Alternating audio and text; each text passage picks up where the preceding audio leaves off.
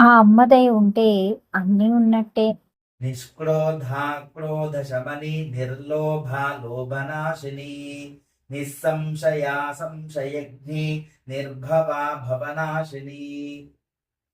నిష్క్రోధా క్రోధశమని నిర్లోభా లోభనాశిని నిస్సంశయా సంశయజ్ఞి నిర్భవా భవనాశిని. నిష్క్రోధా క్రోధశమని నిర్లోభా లోభనాశిని నిస్సంశయా సంశయజ్ఞి నిర్భవా భవనాశిని. నిష్క్రోధా క్రోధశమని నిర్లోభా లోభనాశిని నిస్సంశయా సంశయజ్ఞి నిర్భవా భవనాశిని. నిష్క్రోధా క్రోధశమని నిర్లోభా లోభనాశిని నిస్సంశయా సంశయజ్ఞి నిర్భవా భవనాశిని.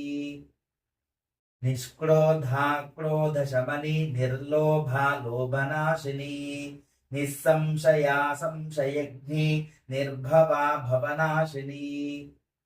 నిష్క్రోధా క్రోధశమని నిర్లోభా లోభనాశిని నిస్సంశయా సంశయజ్ఞి నిర్భవా భవనాశిని.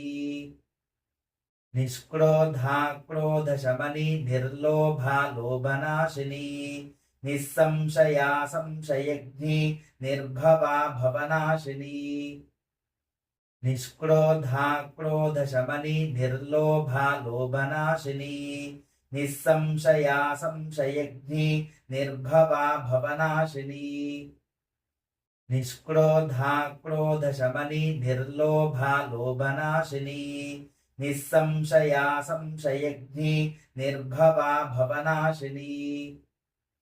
నిష్క్రోధా క్రోధశమని నిర్లోభా లోభనాశిని నిస్సంశయా సంశయజ్ఞి నిర్భవా భవనాశిని.